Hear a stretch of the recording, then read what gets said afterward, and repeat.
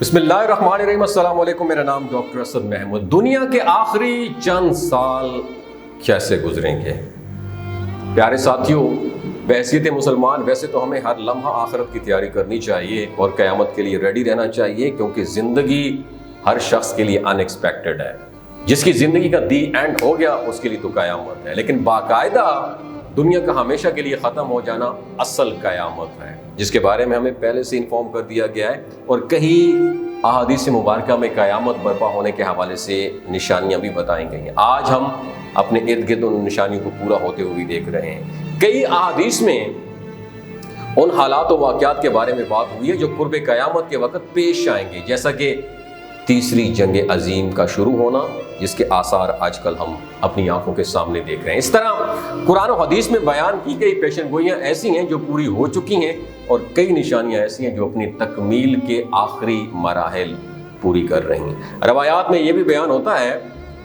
کہ قرب قیامت کے نزدیک جب دجال کا ظہور ہوگا تو اس وقت جو مسلمان دنیا میں ہوں گے انہیں وہ کچھ اس طریقے سے ٹریپ کرے گا، ورغلائے گا، اور اپنے آپ کو ایک مسیحا کے روپ میں پریزنٹ کرے گا کہ کمزور ایمان والے مسلمان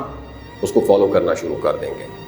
اور اسے حضرت عیسیٰ علیہ السلام کا ایک اوتار، ایک روپ سمجھتے ہوئے اپنے ایمان کو داؤ پہ لگا دیں گے۔ احادیث کا مطالعہ کرتے ہوئے یہ معلوم ہوتا ہے کہ حضور نبی کریم صلی اللہ علیہ وسلم نے مسلمانوں کو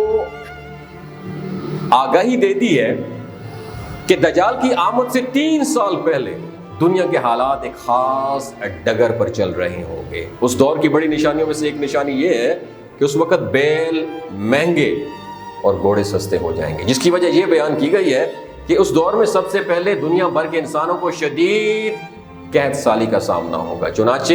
بھوک کے مارے کھانے کے لیے لوگ بیلوں کی مدد سے کھیتی باڑی کریں گے، جبکہ جنگجو اور سواری کے لیے گھوڑوں کا استعمال ختم ہو جائے گا۔ لوگ بھوک اور پیاس کے معاملے میں سخت ترین تکلیفیں اٹھائیں گے۔ 3 سال تک شدید قحط سالی رہے گی، جس کے پہلے سال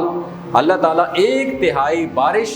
اور زمین کی 1/3 پروڈکشن روک دینے کا حکم دیا جائے گا۔ دوسرے سال 2/3 اور تیسرے سال بارش اور زمینی پیداوار کو مکمل طور پر روک دینے کا اللہ تعالیٰ کی طرف سے حکم ہوگا، جبکہ زمین بالکل خشک اور بنجر ہو جائے گی، نہ کوئی گھاس اگے گی اور نہ ہی کوئی سبزی وغیرہ، لہٰذا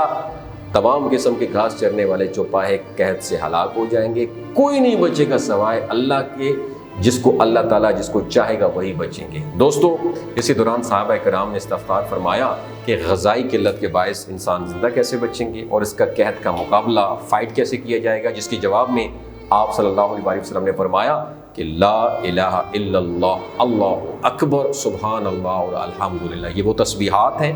جو مومنین کے لیے اس پرفتن دور میں بھی غذا، خوراک کا کام کریں گی۔ ایک اور حدیث کے مطابق دجال یہودیوں کی نسل میں سے ہوگا۔ تو ناظرین، آج ہم جس طرح موجودہ دور کے حالات دیکھ رہے ہیں، جس میں یہودی فلسطین میں ظلم ڈھا رہے ہیں اور پوری دنیا سے جنگ بندی کے پریشر کے باوجود یہ اپنی ڈھٹائی پر قائم ہیں، اس سے صاف نظر آتا ہے کہ دنیا ایک بہت بڑی خانہ جنگی کا شکار ہونے والی ہے، جسے تیسری جنگ عظیم کا نام بھی دیا جا سکتا ہے، اور یہ قرب قیامت کی ایک بہت بڑی نشانی ہے۔ اس طرح پوری دنیا کے واقعات پر غور کریں تو ایک مسلمان واضح طور پر قرب قیامت کی نشانیاں پوری ہوتے ہوئے دیکھ سکتا ہے، کیونکہ دوستو حالات چاہے کسی بھی رخ کیوں نہ چلے جائیں، مسلمانوں کے لیے اس سے بڑھ کر اور کوئی بات نہیں ہو سکتی کہ نبی کریم صلی اللہ علیہ وآلہ وسلم کی ہوئی تمام پیشن گوئیاں کسی بھی طریقے سے غلط نہیں ہو سکتی، اور یہ پوری ہو کے رہیں گی۔ اس طرح ہمارا ان نشانیوں پر نظر رکھنا بہت زیادہ ضروری ہے۔ روایات میں آتا ہے کہ جب قیامت برپا ہوگی تو وہ کیسی گھڑی ہوگی کہ اس وقت جو شخص جو کچھ کر رہا ہوگا وہ وہیں کا وہیں دھرا رہ جائے گا، یہاں تک اگر کوئی شخص روٹی کا لقمہ منہ میں لے کر جا رہا ہوگا تو وہ لقمہ وہیں کا وہیں رہ جائے گا، اسے کھانے کی مہلت بھی نہیں دی جائے گی۔ اس طرح کی مثالیں دینے سے مراد یہ ہے کہ معاشرتی طور پر ہم مسلمان یہ سمجھ لیں کہ قیامت کتنی اچانک آئے گی، اور کئی مستند اسلامی اور تاریخی روایات میں یہ بھی آتا ہے کہ قیامت سے پہلے ایک ایسی ہوا چلے گی جس سے سارے ایمان والے ختم ہو جائیں گے، ایک بھی کلمہ گو مسلمان زندہ نہیں رہے گا، سب غیر مسلم ہوں گے۔ اس طرح یہ حدیث میں موجود ہے کہ قیامت سے 30 سال پہلے، point to be noted my friends, قیامت سے 30 سال پہلے دنیا میں بچوں کی پیدائش ہونا بند ہو جائے گی۔ جس کا دوسرا مطلب یہ ہے کہ کسی بچے پر قیامت نہیں آئے گی، کیونکہ بچے چاہے جس بھی مذہب سے ہوں وہ معصوم اور بے گناہ ہوتے ہیں۔ وہ بچے جو شعور کی عمر کو پہنچنے سے پہلے یہ دنیا چھوڑ کر چلے جاتے ہیں، ان کے لیے قیامت کی ہولناکیوں کا عذاب نہیں رکھا گیا۔ اور یہی وجہ ہے کہ قرب قیامت کی سب سے بڑی نشانی ہے کہ قیامت سے پہلے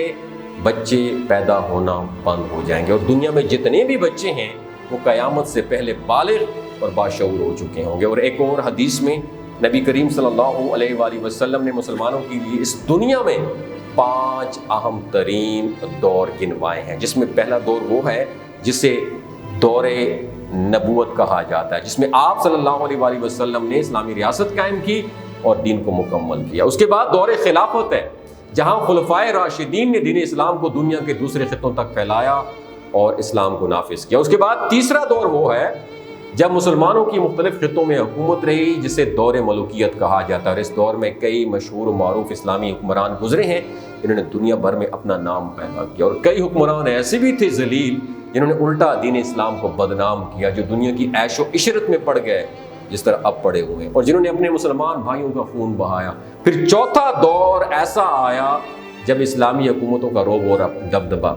دی اینڈ، اور اسلامی حکمران دین کی اصل روح کو مکمل طور پر بھول گئے اور عیش و عشرت میں لت پت ہو گئے۔ انہوں نے اپنے بزرگوں کی میراث کو پوری طرح کھو دیا اور اسلامی ریاستیں بکھرتی چلی گئیں، اور یہ دور اس میں آپ اور میں جی رہے ہیں غلامی کا دور کہلایا جا سکتا ہے، جب مسلمان حکمران مغربیت کی غلامی کا شکار ہو گئے اور مسلمان دنیا بھر میں رسوا ہونے لگے۔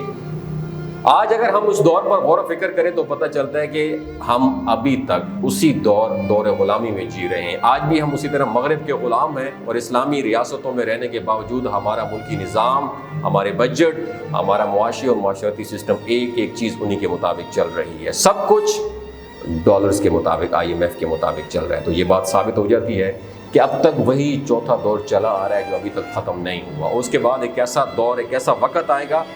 جب مسلمان ایک عالمی عروج دیکھیں گے، یہی 5واں دور ہوگا، بڑا امپورٹنٹ دور ہوگا، جس کے بارے میں نبی کریم صلی اللہ علیہ وآلہ وسلم نے اپنی احادیث میں بیان فرمایا، اور صحیح مسلم کی ایک اور حدیث حضرت ثوبان رضی اللہ تعالیٰ عنہ نے روایت کی ہے، جس میں وہ فرماتے ہیں کہ آپ صلی اللہ علیہ وآلہ وسلم نے فرمایا کہ اللہ تعالیٰ نے میرے لیے پوری زمین کو لپیٹ دیا، یہاں تک کہ میں نے اس کے سارے مشرق مغرب دیکھ لیے، اور سن لو مجھ سے میری امت کی حکومت ان تمام علاقوں پر قائم ہو کر رہے گی جو مجھے زمین کو لپیٹ کر اور سکیڑ کر دکھائی دیں گے۔ اور اس حدیث سے یہ ثابت ہوتا ہے کہ قیامت سے پہلے یہ بھی ہو کر رہے گا کہ امت مسلمہ عالمی حکمرانی حاصل کرے گی۔ اس وقت مسلمانوں کے حالات دیکھیں تو مسلمان بے حد ذب و حالی کا شکار نظر آتے ہیں، اور عالمی حکمران کے آثار تو نظر نہیں آتے، لیکن ہمارا ایمان اور ہمارے عقیدے کی مضبوطی ہمیں اس بات کا یقین دلاتی ہے کہ قیامت سے پہلے حضور پاک صلی اللہ علیہ وآلہ وسلم کی بیان کردہ ہر پریڈکشن پیشن گوئی پوری ہو کر رہے گی، یہاں تک چاہے حالات اچھے لگے نہ لگیں، اسلام پوری دنیا میں پھیلے گا۔ ایک اور حدیث میں آپ صلی اللہ علیہ وآلہ وسلم نے فرمایا کہ روئے زمین پر کوئی ایسا کونا، ٹینٹ، تمبو، خیمہ نہیں رہے گا جس میں اسلام انٹر نہ ہو، اور یہ دو طرح سے ہوگا، یا تو مسلمان دوسری قوموں پر غالب آ جائیں گے، یا پھر دین اسلام ہر شخص کے دل میں گھر کر لے گا۔ پیارے دوستو، یہ وہ احادیث ہیں جو ایک مسلمان کے لیے امید کی کرن کا کام کرتی ہیں۔ وہ مسلمان جو آج کے حالات سے خوف زدہ ہیں، جو خود کو مغلوب ہوتا ہوا دیکھ رہے ہیں، وہ اس امید پر اپنے ایمان کی مضبوطی قائم رکھ سکتے ہیں کہ ڈے ول کم جب انہیں عروج نصیب ہوگا، اور حدیث میں بیان کرتا ہے یہ تمام وہ حالات ہیں جو قیامت سے پہلے واقع ہو کے رہیں گے۔ اور یہ اور بات ہے کب ہوں گے، کس انداز سے ہوں گے، اس کا علم اللہ کے علاوہ کسی اور کو نہیں ہے۔ لیکن دوستو، اس بارے میں، اس ویڈیو کے بارے میں آپ کی کیا رائے ہے؟ اگر اچھی لگی ہو دوستوں کے ساتھ ضرور شیئر کیجیے، ہو سکتا ہے آپ کی ایک شیئر سے اللہ تعالیٰ کسی کی زندگی اور دل بدل دے۔ بہت شکریہ۔